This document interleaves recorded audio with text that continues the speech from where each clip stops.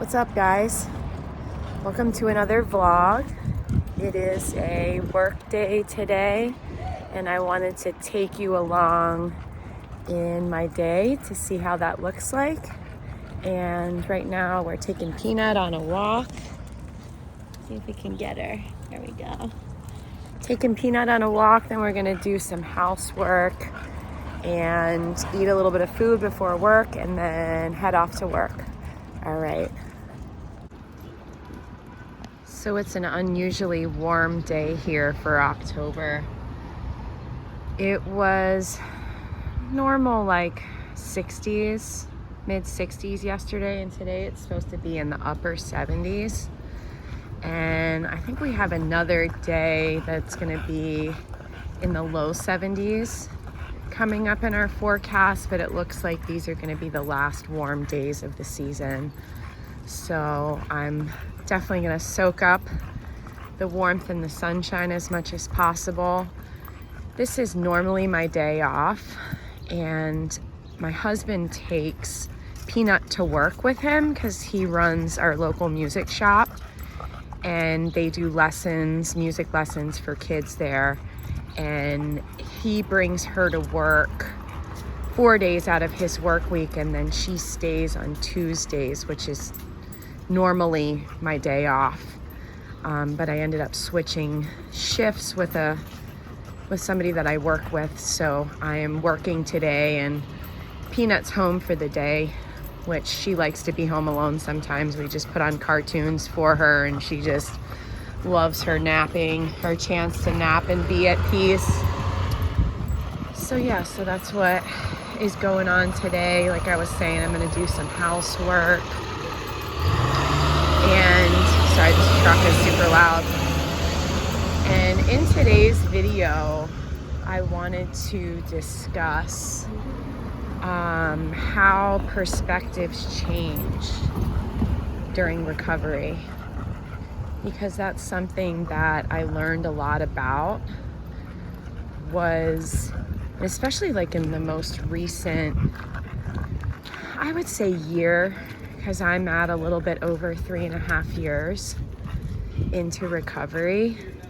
And I have learned so much this past year about just how my perspective changed as I got further into recovery, because we talk about it a lot on this channel that, you know, our brain chemistry is greatly affected by our addiction.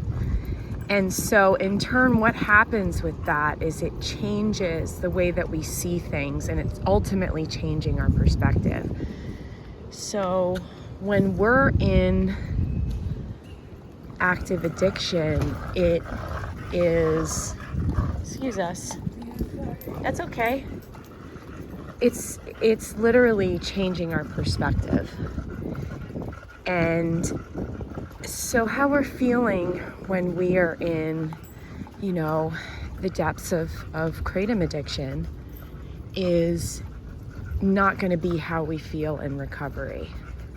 And so I really wanted to take a moment to not only share my personal experience, but to just kind of ponder on this together.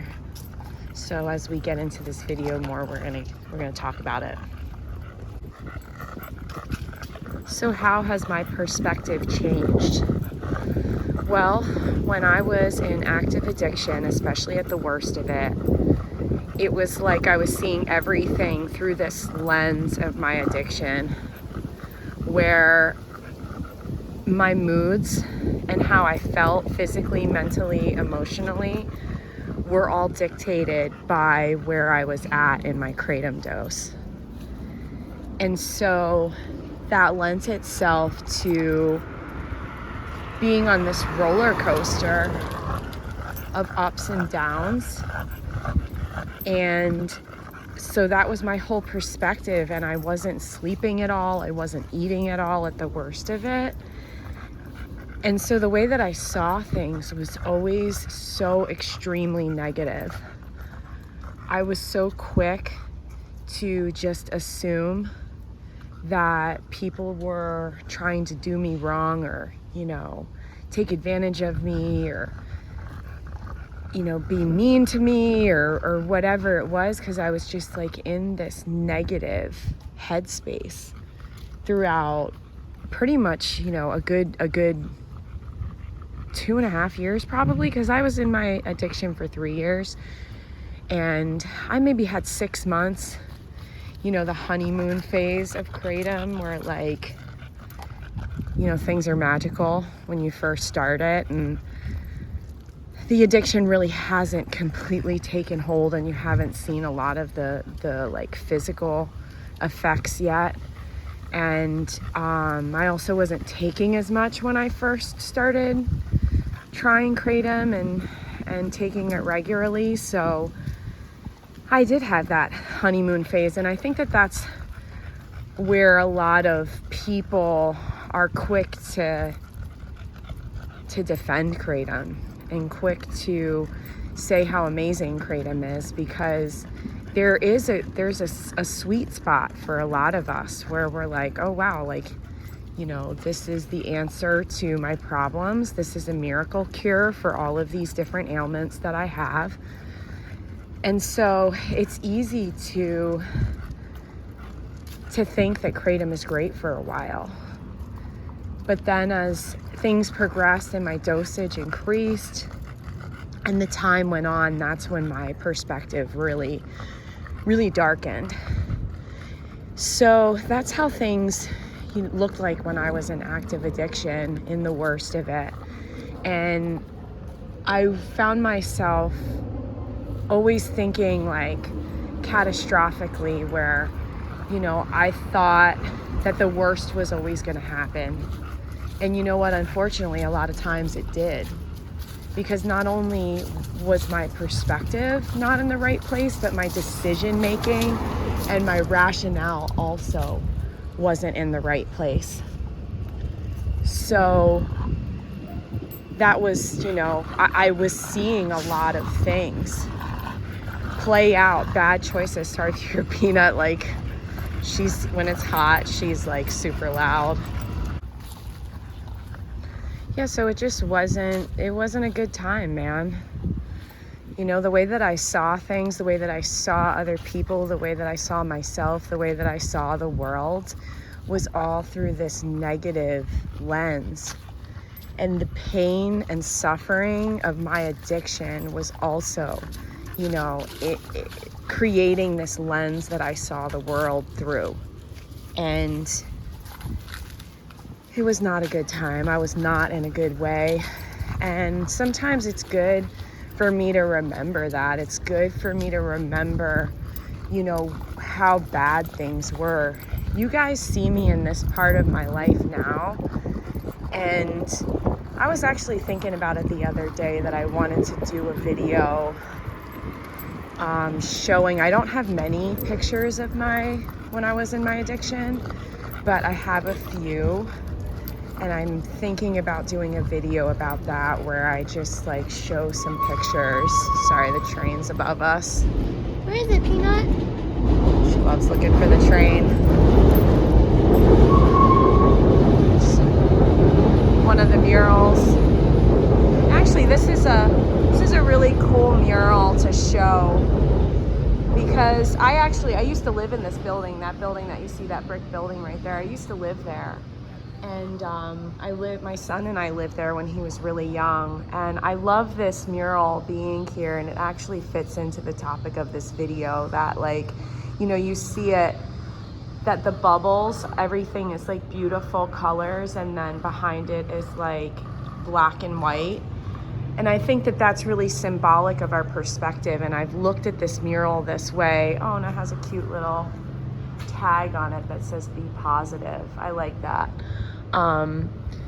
So I've loved seeing this mural by this old place that I lived at with my son, because that was a really hard time of both of our lives. And this mural symbolizes to me, like, when perspectives shift, when life shifts, and you're able to see things from a different lens, and you're able to see in color again. And that's also like a good way to describe Kratom. The Kratom perspective is it's like you're seeing things in black and white, and then all of a sudden, that's a cute tag too, be happy. And then all of a sudden, when your perspective shifts in recovery, you see things in color again. And so, yeah, I was saying before the train went by that, like, I'm gonna show some pictures, and you know what, maybe I'll show it in this vlog. We'll see how it ends up looking when we get back home and we have to do I have to do my housework and stuff and then get ready for work. But maybe I'll be able to show some pictures in this vlog so I don't have to make its own video. We'll see what happens. They're doing a lot of yard work around town because of like all the leaves and stuff. So as you're on this walk with me and Peanut, you're gonna hear the lawnmower up there because I'm gonna keep going with this thought. But so yeah, like when did my perspective shift? You know, I know that recovery is this like super daunting, you know, for some of us, like completely overwhelming expanse of time. I'm gonna try to cross the street so the lawn stuff isn't as loud. Yeah, but for some of us, we're like, you know, and I know for me, I didn't know when I got into tapering down on Kratom and then making my final jump, I had no idea what I was getting into. I had no idea how long it was gonna last. I had no idea, like, I've never had physical withdrawals or dependency, actually, even like dependency, let alone physical withdrawals to anything on that level. I never messed around with opiates. For a few years, I was smoking tobacco with my weed, and I quit tobacco maybe a few years before I even touched Kratom. And that was the only thing that I was like physically dependent on. I was dependent on coffee, but I never tried to quit it until after I quit Kratom. So I had never experienced anything like that before. And I was somebody where, like, I grew up in the 90s, and I've known people who were like, oh yeah, when I was in DARE class, if you know what that is, it's like drug classes when we were younger in the 90s. And I've heard people say like, oh, when I was in DARE class, like I'd see the cheesy pictures of like the needles and the, bags of powder and, whatever. And I was intrigued by it. But for me, like, not that DARE did that, the DARE classes did that to me, but one of my favorite movies when I was growing up was The Basketball Diaries. I've always loved to write, and that movie, if you have never heard of it, it's about this writer that he was from New York City, and he had a heroin problem. And it's just, it's like probably not glamorized, but like Hollywood, made into a movie style. So maybe it's not like completely accurate. But for me, when I was how old was I when I started getting into that movie? 8th grade, so like 13 years old. And I loved that movie. I still to this day, like, the writer Jim Carroll, I think his full name is James Carroll. I still, like, it's not obviously my favorite stuff anymore, but I still appreciate him as a writer. But I saw this movie from a young age and just loved the movie. I read the book. I got a bunch of the dude's poetry books, so I was like super into that. But I saw this movie, and it was talking about and showing this kid getting strung out on heroin in New York City and then getting clean. And so like all of that. And I remember just from a young age, like having a healthy fear of opiates and having a healthy fear of like drugs that could bring you to a point where like you were, enslaved in the addiction. And so I knew from a young age not to mess with certain things. So this is all to say that like I have always from a very young age had a very healthy fear of dangerous drugs. And I was given painkillers when I had my wisdom teeth pulled. I was given painkillers throughout the years for different things. Whoa, man, that big piece of leaves just fell off that tree. What was that, Peanut? Come on. But I never had any addictions to them. So when Kratom came into the scene for me, I had no idea what to expect with, the whole withdrawal process. I had no idea what to expect. And I was completely overwhelmed. And my perspective, in turn, was very pessimistic. And so it was a very overwhelming thing to even consider quitting. And as you know too, we've talked about the brain chemistry aspect of addiction, but if you see on this channel, there's a couple videos about post-acute withdrawal stuff, because that too, basically when we're in addiction, our whole brain chemistry is affected by the substance that we're on. So when we're in recovery, in the beginning parts of recovery, the pause, which is post-acute withdrawal syndrome, is going to be a part of it for a lot of us. And what that means is that there's going to be depression, there's going to be anxiety, there's going to be anhedonia, which is the inability to feel any pleasure or pain or anything really. So,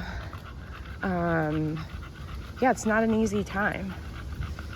And that time and that space that then happens, the perspectives that we experience are going to be, not the greatest for that length of time that we are in the post-acute withdrawal.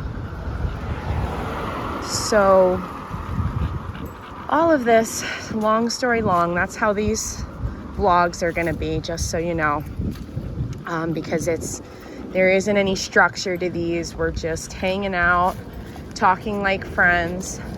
But yeah, so it's just honestly it's not easy. The whole thing with recovery is not easy. But when did it start to shift for me? Well, as I got into my second year of recovery, I really started to see things change. And I talk about the neurochemistry, a little bit of addiction, and then post-acute withdrawal, that kind of thing, because that really is a huge part of why our perspectives are the way that they are when we're in addiction and then we're in recovery. And basically what needs to happen is our brains need to rewire themselves after the addiction. And I'm going to be straight up with you guys. A lot of it is not easy. A lot of it is not fun. A lot of it is not, going to be this immediate quick fix thing where we're feeling perfect a week after we quit. It's going to take time, and I've said it often that the time frame of this is not linear. So I can't tell you, because this is how long it took for me, that's how long it's going to take for you. All of us are different. All of our brains are different. All of our addictions were different. So it's going to be different for everybody. But I will tell you this, and I will tell you this confidently, that things will shift. Your perspective will shift. And it may take a month, it may take a year. For me, I was well into the second year of my recovery before I started to really see a marked change in like my general outlook and my perspective on everything. So it's going to be different for everybody. There are things that we can do to help ourselves, and I've gotten into it in a lot of our other videos here on this channel about things like diet, exercise, sunlight, doing dopamine detoxes. All these things are not, quick fixes either, like we were just talking about. And so they do take time. But the thing about recovery, you guys, is that not to get like hippie and philosophical on you, but it is a journey. Recovery is a journey. It's not something that happens overnight. It is a long process, and as with other journeys that we go on in life, there's things to learn throughout the whole process.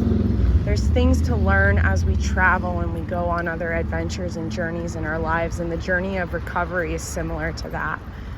And it really shapes us as people. So, this is just kind of a general rambling about different things that I've learned about, the perspective that I was in, and then the perspective that I'm in now. Where I'm at now, is every day perfect and sunshine and rainbows? No, but life isn't perfect,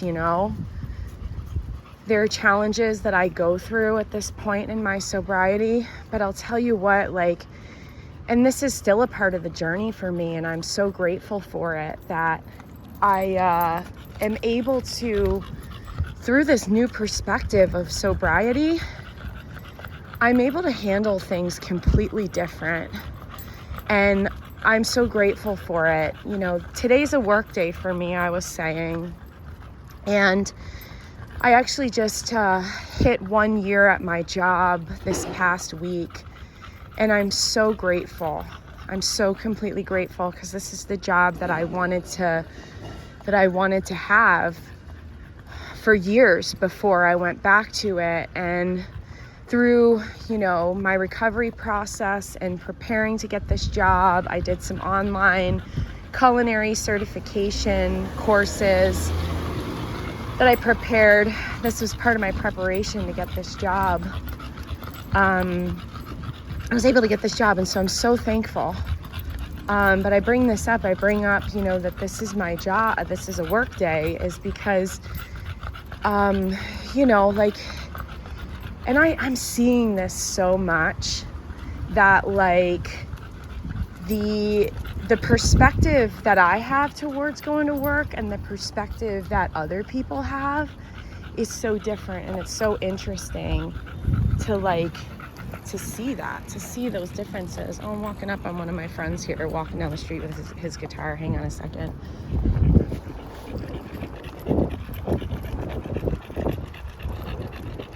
Hey man, how you doing? Not much. How was your summer? It was pretty good. Good. You playing? Oh, excuse us. Playing lots of music.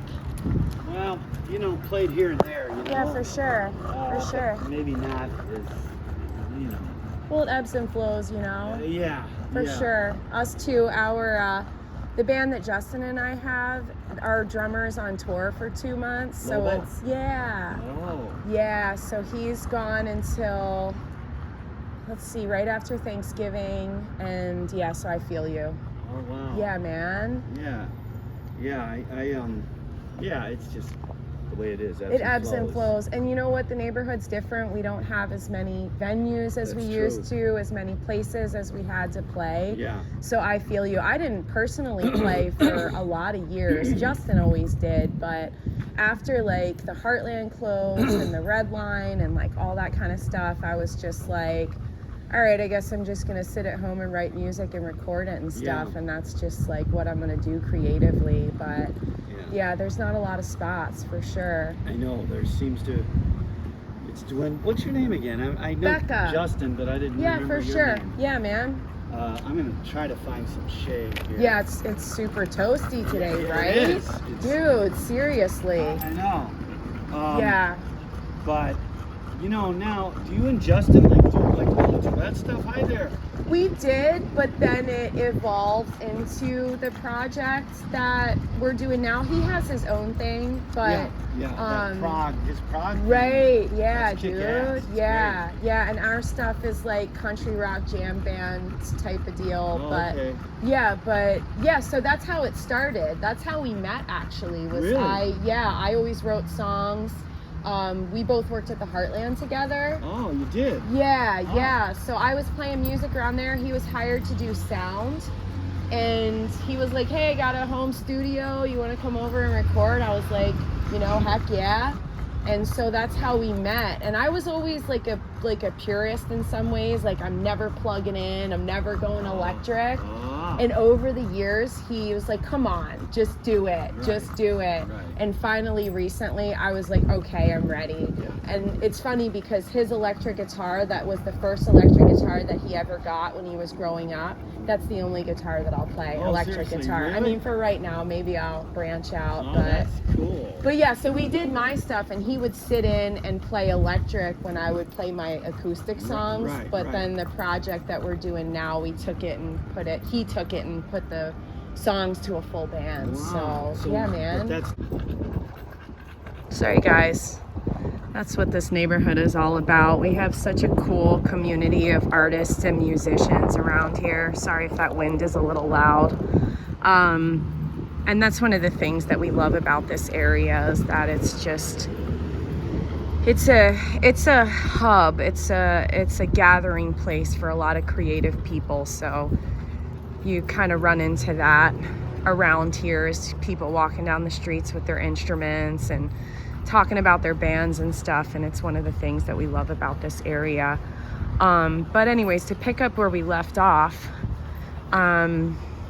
there is a good chunk of recovery in the beginning where, it's hard to have a positive perspective. And we left off where we were talking about work and all that kind of thing. I shared a little bit of my story with going back to work, and a lot of people don't know this about me as far as where I came from and what my story is with Kratom addiction and what my story is with recovery. And you guys know, as my viewers and, friends on this channel, you guys know my story. So you understand, and some of you I know because we've been in contact throughout your process of going back to work. And I've encouraged you and uplifted you while you were in the process that I was also in of getting myself back together, getting my life and my health back together, and getting back to a job that's hopefully meaningful and has purpose. And what I've learned through that, and I don't know if any of you guys have gone through this, is that I am so much more grateful now. My perspective is so much more grateful.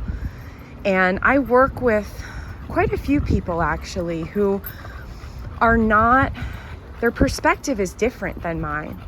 And everybody has a different life story and different circumstances that they're living in. So I don't want to put myself up on a pedestal in any way and, say that, oh, I'm, this mightier than thou because I can be grateful for my job. But it's just different perspectives, And when I moved forward and I was ready to go back to work, I knew exactly where I wanted to work, and I knew why I wanted to work there. It was because, it was a natural food store that I loved, and I would love the environment there. I would shop there. It was the place that I would shop at, and I loved the environment of it. And so I knew for years before I went back to work that it was what I wanted to do. It was so cool to be able to get the job that I wanted. Is everybody this lucky? Maybe not. You know, and I understand that, like we were just talking about, everybody has different stuff going on. But I work with a lot of people who are not happy with a lot of things about their job. Maybe they're not happy with a lot of things about their life, and my heart does go out to them for that, and I have compassion for that. But I'm able to, at this point in my recovery, to be so grateful for my job, to be so grateful for even the ability to be able to get up and go to work every day. Because as you know, in the worst of kratom addiction, some of us don't even do that. Some of us, it's not even possible to do that. So now this perspective that I'm in, and I've had people say it to me that I work with, that like, you know, you're so positive, you know, like it's so nice to like to be around you in that way. And again, I'm not trying to put myself up on a pedestal, but like that's the reason why. The reason why I'm so positive is because of this gift of recovery, and is because of my perspective changing. And so it's just really cool. It's really cool to be able to be at this point of recovery and to be able to see like the blessings and the gifts that it gives.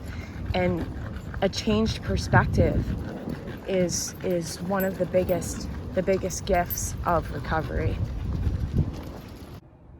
All right, we're back home now. I have about a couple hours before I leave for work, and so we're gonna get this housework done, eat a little bit of food, probably talk more about perspectives as we are going through the housework, and then we'll hit the road to get to work.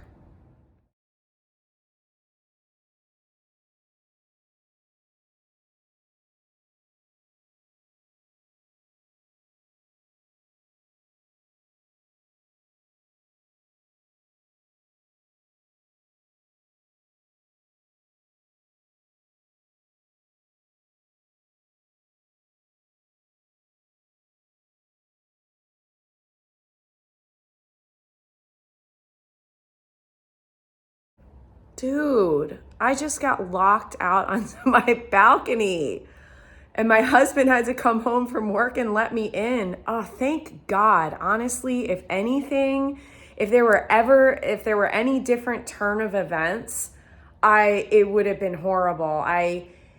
It's early, so I wasn't late to work. There were workers working on the roof on the next building, so I was able to flag one down and have them call my husband for me. But like that's never happened to me before. So you guys got to see it. This is interesting too, because like as we talk about perspectives with addiction and recovery, I'll be straight up. If this happened to me when I was in my addiction, like I would have lost it. So the fact that I'm able to like handle something like that is really cool, and having a shift in perspective during recovery is definitely a part of that. Well, that took up, I don't even know how long, probably a half an hour. So we're gonna go ahead and finish our cleaning without getting locked out onto the balcony this time. I don't think I'm gonna have enough time to eat before work, so that's fine. I'll just have a snack when I'm there. But I'm gonna finish the housework and then get ready for work and head out. All right. I can't believe that happened.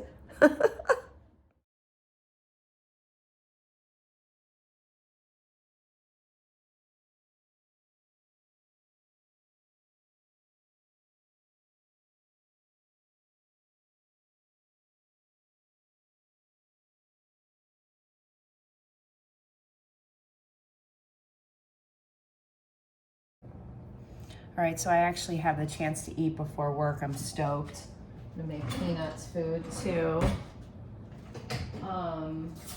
But yeah, I just wanted to continue our conversation about perspectives and get into a little bit about like what I did to change my perspective during recovery, because there's a part of it that's kind of out of our control, where we're going through this process of our brain and our body healing from the addiction. And so there's just a natural progression to that. And that is out of our control.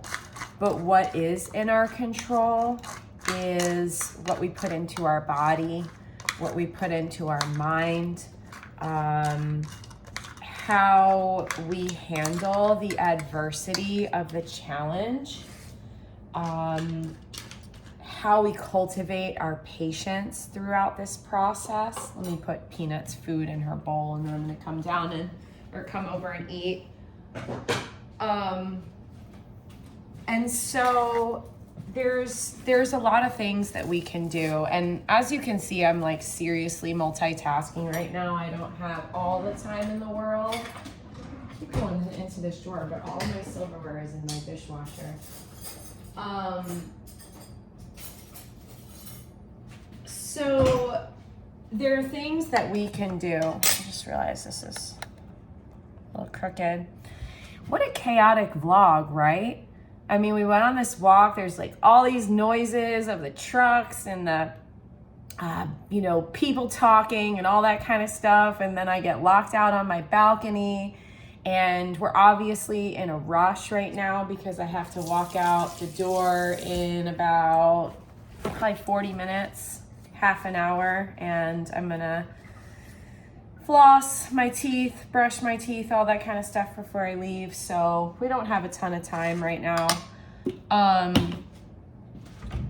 But so like what, and I apologize. This is gonna be how these vlogs are, because this is real life, like I wanted to do this with these vlogs and to show like what real life looks like in recovery. And I don't know if I've seen a lot of these. Maybe I've seen like, there's this one dude who I came across, his channel, I think it's called Luke G TV now. It used to be called Narcotic Savant, and he is going through recovery. I haven't checked on his channel recently, but he would do a lot of cool recovery vlogs. He was coming off of actual opiates, and he was on Suboxone. And he did a lot of vlogs, a lot of story times. Go check out his channel. I don't know where he's at now, but he's a cool dude. Living life for real and showing it in different like vlog type things, going through recovery. Out to Sea is also a really cool channel, really cool dude, super smart, has a really cool way of explaining things. He's also going through the recovery process. I haven't seen any vlogs on his channel, but he does a lot of really cool, like, telling stories of different places and things and stuff throughout his life and experiences and that kind of thing. So that's really cool. I'm just going to be eating my food right here too. I hope you don't mind. But so how can we change our perspective? And forgive me, again, this is real life. I'm going to be talking, trigger warning for anybody that doesn't like to see people talking and eating at the same time, because I'm going to be doing that. But what can we do to change our experiences? To start off with, food. Man, I'll tell you guys, I'm gonna take a seat real quick right here. Food for me was such a huge part of like healing my body and mind from addiction. I come from a past of living a hippie lifestyle, doing all these like different vegan, vegetarian diets. I ended up finding out, actually when I was in Kratom Addiction Recovery, like the first year of recovery, I went to the doctor, I had a full blood panel done, had all my nutrient levels checked, and I ended up finding out that I was severely anemic. And I've talked to some other people, some other women in particular, who are coming from kratom addiction or who are in kratom addiction. And there seems to be a connection with kratom addiction and anemia, and I'm not sure what it is. And if you don't know what anemia is, it's low iron. It doesn't happen as much with guys, but with girls, especially women who have children, it can be very common. And so for me, what was a really big part of like healing my mind and body was changing my diet. I also found out that I'm intolerant to gluten. I don't really do well with a lot of grains. So I can't do like wheat, corn, rice I don't even do well with. And I don't know, I've theorized and I've talked about it a lot that like, I don't know if it's the kratom that did damage to my gut and that I'm not able to digest these foods, or I don't know if I had these underlying deficiencies and intolerances for a long time. So I'm not sure what it is, but I ended up finding out that I was severely anemic. So I had always looked at health as like, you know, plants and vegetables, you know, all that kind of thing is like what's healthy. And as we can tell, you know, with kratom addiction, kratom is a plant. I thought it was, you know, healthy, you know, harmless, all kinds of stuff when I first got started with it. And it pretty much darn near destroyed me. So when I was in my healing process, my recovery process, I ended up finding this out, that I was so severely anemic that my doctor was like, I don't even know how you're functioning. And I was like, well, funny, because I'm not. I had low energy levels. I was extremely irritable. Like all this stuff can go hand in hand with kratom addiction. Those can be symptoms of kratom addiction. And then when we quit, you know, those kind of things are normal. But especially when I stopped smoking weed, because the weed I realized, and I was a big coffee drinker too, the weed I realized was kind of like self-medicating how bad I was feeling, because I was feeling bad for a long time, like even before the kratom. It was because I was extremely anemic. I had a vitamin B12 deficiency too, which I didn't mention. And I don't want to get too into a tangent here. I think that this vlog is a bunch of tangents, and I appreciate if you like to listen to them. But I ended up changing my diet, and it's now based on meat, basically.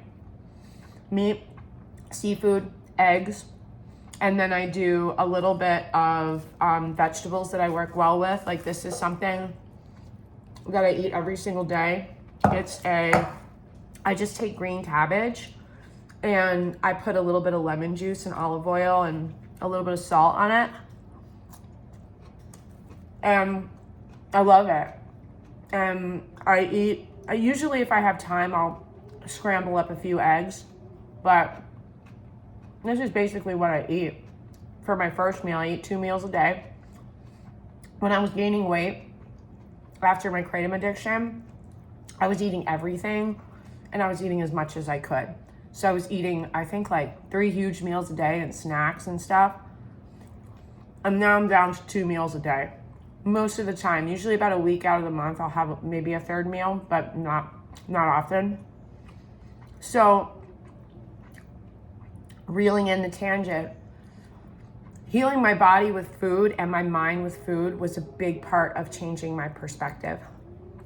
And I encourage you, if you're in the deep dark place of like not being able to see, either through recovery or you're getting bummed out about how you don't know when you're going to feel good again, I encourage you to take a look at what you're putting in your body, what you're eating. Is it nourishing you? And I get it, y'all. Groceries are so expensive right now. I get it. I get that a lot of us can't eat the way that we would want to eat. But there's always a food choice that we can make that is more affordable. A lot of processed foods are more expensive than real foods. And I get it, like eating a bunch of meat is not in some people's budget. I get that. That's why I literally like eat like ground beef patties that I make myself from ground beef 3-packs that I get at work, where I get 3 pounds for after my discount at work. It's $12, so it's $4 a pound for meat. And I understand not everybody has that choice. But I'm not here to preach. Like, I get it. Everybody eats differently. Some people may look at me and be like, ew, you eat so much meat, like you're gonna clog your heart. I get it. I was vegan for years. I was raw vegan. I was vegetarian for a long time. So I get it. And I'm not here to preach at anybody. I'm just here to talk about, this was a big part of me changing my perspective, because when I was able to nourish my body, especially after the strain that the Kratom addiction put on it, I was able to really start to see things clearly. But especially some of these nutrient deficiencies that we can have if we're not eating foods that are nourishing us. Dude, vitamin B12 is essential for being able to handle stress. And vitamin B12, sorry, there's a fruit fly flying in front of the camera. We've been dealing with these, side note, I've been dealing with fruit flies all summer, and I'm doing everything like vinegar traps. There's not a lot of them. There's just like a couple, maybe 3 or 4. And like, I swear every time I'm making a video, like I'm seeing one just like fly by the frame, and it distracts me, and I'm just like, oh my gosh. So once winter comes, it'll be better. But so that was a big part of shifting my perspective and how I see things, like how I handle stress. I'm gonna start getting into it in other videos that, sorry, I don't want to be super rude.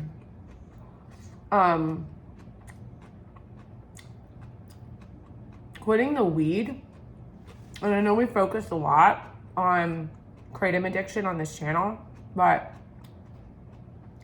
I like to interweave weed addiction, because I was addicted to weed for 15 years. And if you hear that whistling, the balcony door, it has it's cracked open a little bit because we have a cord going out to some lights that are out there. Like, we have little like twinkle lights on our balcony for the nighttime. So if you hear that whistling in the background, that's what that is. I don't know how that thing closed on me and locked on me. I still can't believe that. What a day. But weed and Kratom, like, we think that they're helping us deal with stress, but they're not. They're taking away our natural ability to be able to handle the stress on our own. And so, dude, what just happened getting locked out on the balcony? If I was in those addictions, I don't know what I would do. I was cool as a cucumber out there. Like, I was like, oh crap, at first. Like, I'm like going through mentally, because like, I don't have my phone. My phone is sitting on the counter in here, filming a time lapse of everything. I have no way to call my husband. I'm thinking about, okay, how many hours do I have to go to work? Thinking about that, like, am I gonna need to call work and tell them I'm gonna be late? So I'm just so grateful. Like, this is a perfect example of like being able to handle stress and my perspective being different. I'm just so thankful.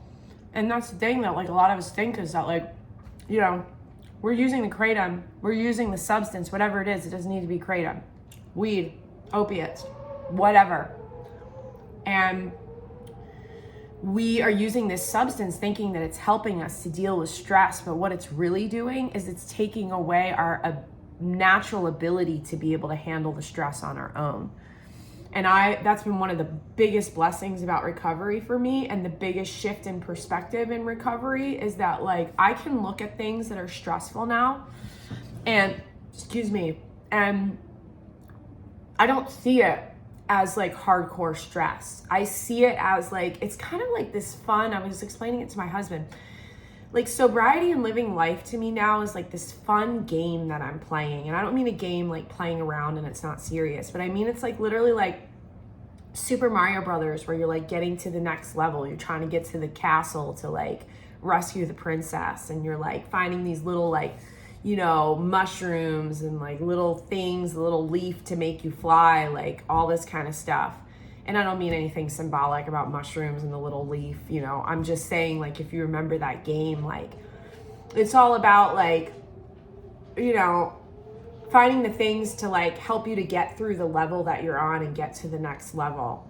And that's what like life is feeling like to me, excuse me, at this point in recovery where I'm like, this is fun. It's like a game. And I don't feel this pressure and this oppression and this stress anymore. I feel like it's this fun, like, you know, like I'm trying to get to the next level, and it's super cool. Yeah, so, okay, we're going to continue on with the day. Sorry, I'm like stumbling over my words. How busy this day was, everything that's going on, and vlogging at the same time. It's fun, but if you see me like, you know, whatever, it's because there's a lot going on. So I'm going to finish getting ready for work, brush my teeth, and then we're going to hop on the bike and ride to work. I'm super stoked because my work buddy is going to be working tonight with me. And we don't really ever get the chance to work much anymore.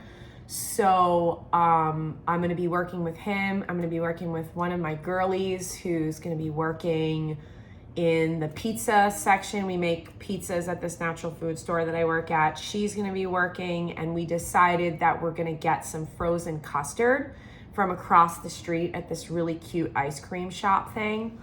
I'm going to get it for them, and I'm not going to have any because I had some last week as my big, like 1 year at my job, like treat thing. My husband and I got this custard, and I was telling them about it, and I was like, I'm going to get us this custard because my one girlie, she's 6 months pregnant, and then my buddy that I'm working in the kitchen with, we don't get the chance to work together. So, and he loves getting McDonald's McFlurries. And I was like, dude, you got to try this custard. I'm going to get him like they call them concretes, where you get like, you know, things mixed into it. So it's like McFlurry times a million. So I'm super stoked to be able to get that for them tonight. So it's going to be a fun night at work. It's my last night of work before my day off tomorrow. My housework's done. I'm pumped. So, okay, I'm going to finish getting ready, and then we're going to jump on the bike and ride to work. All right, see you then. All right, so we're on our bike heading to work, and I got this new phone holder thingy for my bike handle. So this is my first time using it. I wonder how this is actually going to sound, if you're going to be able to hear me. You might not be able to, so we'll see how the footage ends up working out. Man, it is like in the upper 70s. It's super, super windy too. So who knows, maybe this footage is going to just sound like a wind tunnel. But yeah, so we're just on our way to work right now.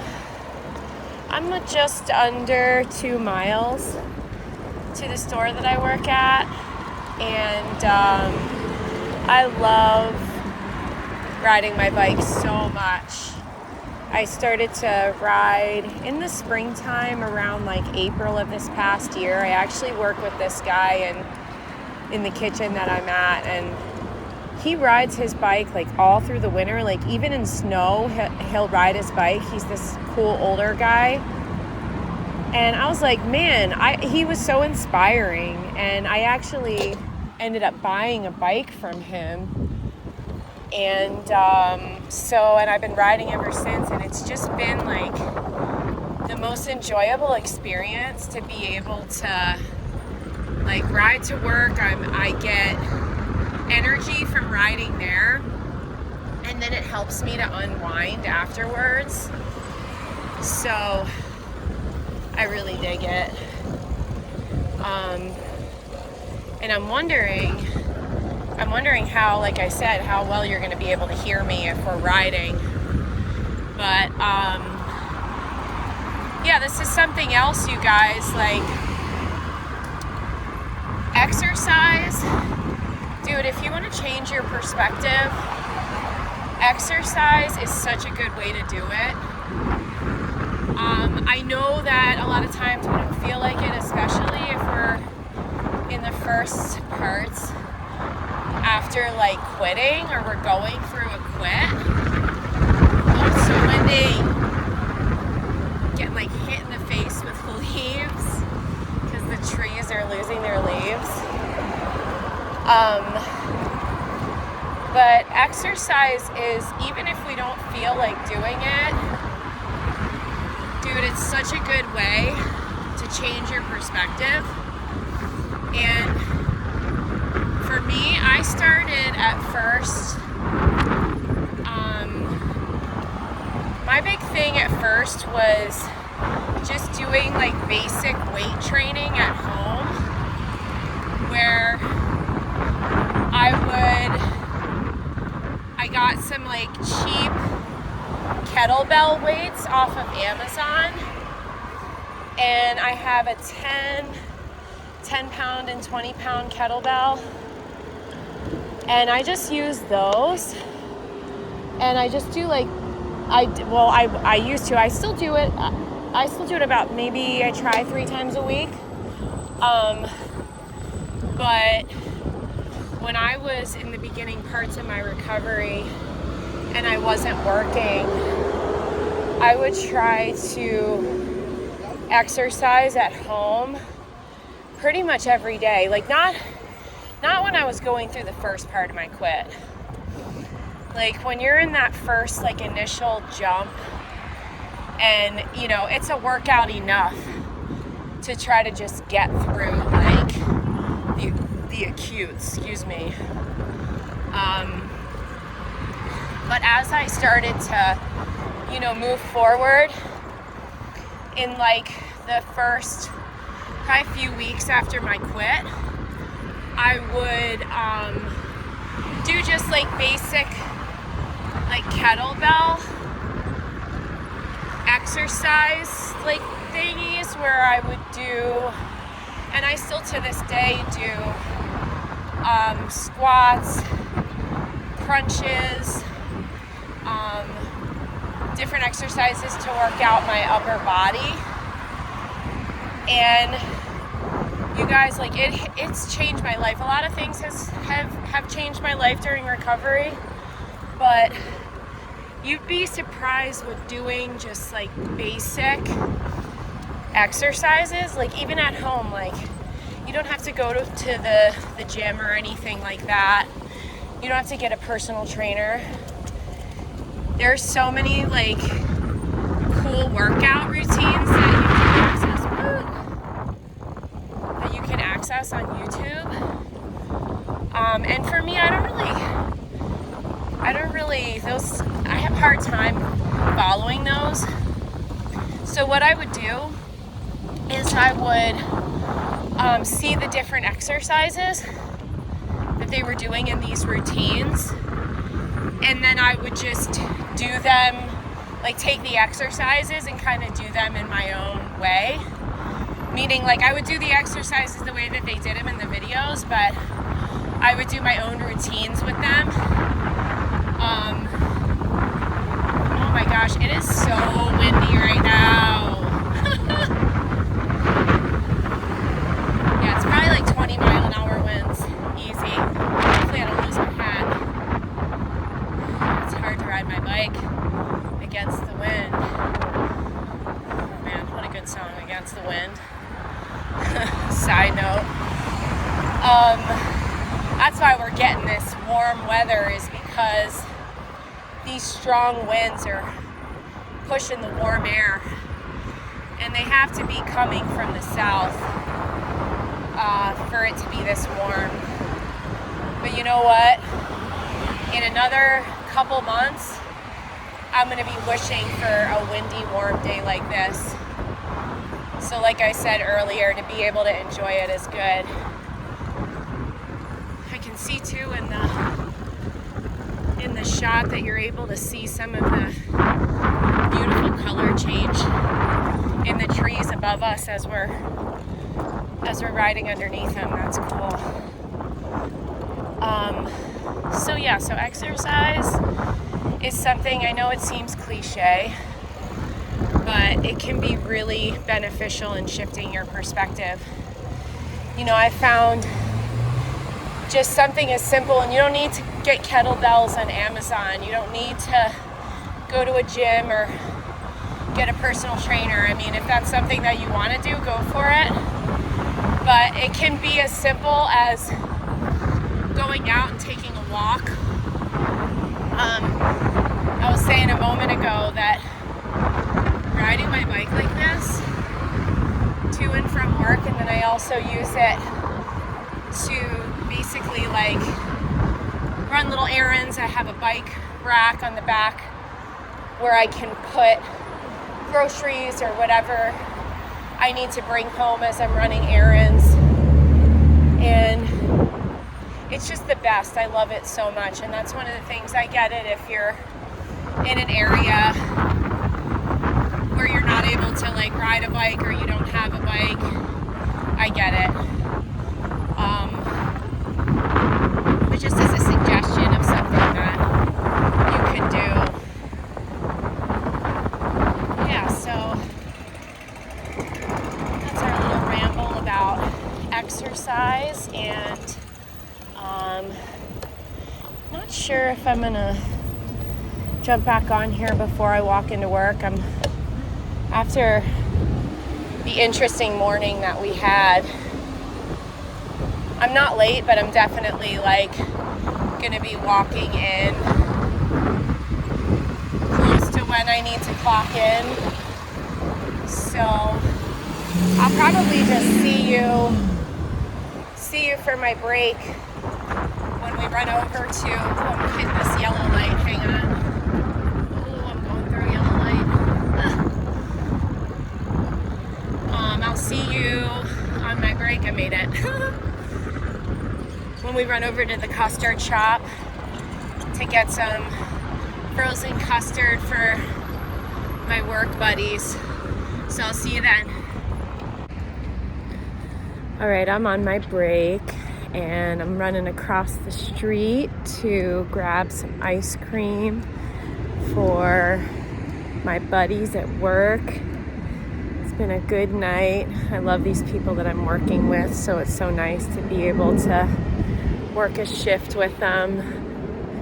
And this little ice cream shop that we're going to is right across the street from where I work. It's still so warm out. It's been such an unusually warm day for this time of year.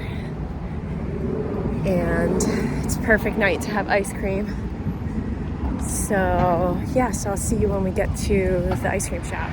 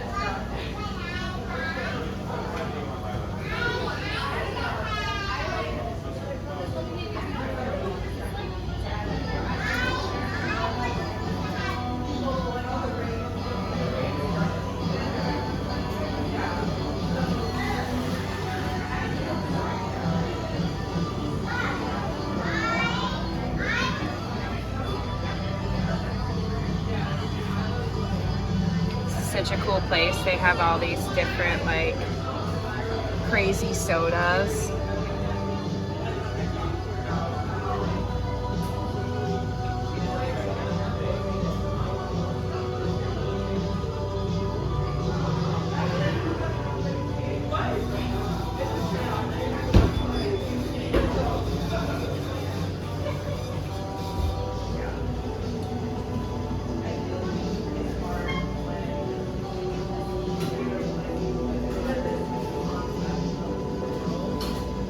All right, I just got the ice cream. Looks so good. I got a sundae for my girly. I got a concrete for my buddy. And I'm gonna go back to work and finish out my night. And I still have, let me see how many hours to go. About 3 hours to go. So it'll be nice for my coworkers to have this little pick-me-up.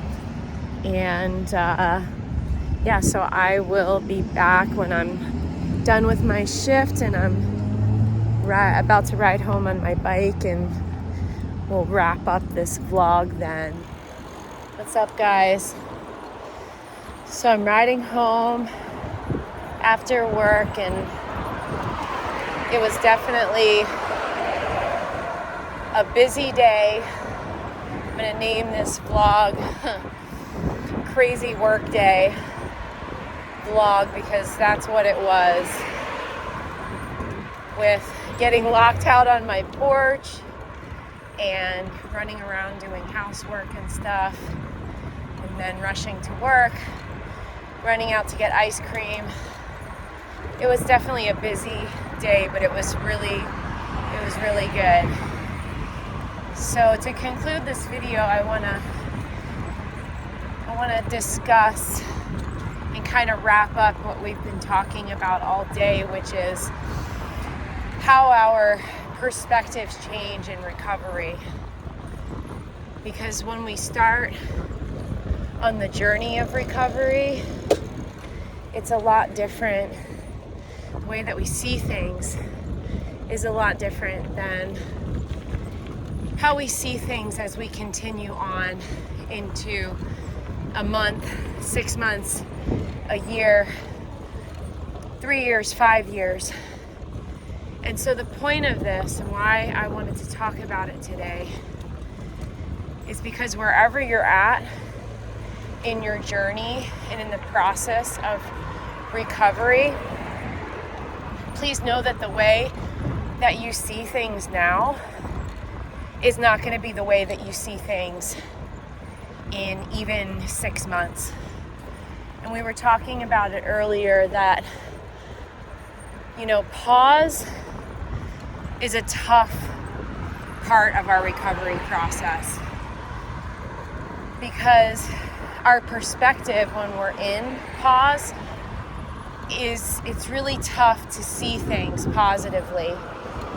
As well with when we're going through our first initial quit and we're going through our acutes, it's not easy. It's hard to see things clearly when we're in that state of mind and when our bodies are going through that. So I'm hoping that this vlog is going to reach those of you that are in the difficult parts of the journey of recovery. And the whole point of these vlogs, for me, my intention with these vlogs, were to show you what recovery looks like for me at this point of, it'll be 4 years in February, and we're at the end of October right now. So how long is that? October, November, December, January. So in about 4 months, I'll be at 4 years Kratom free. Thank God.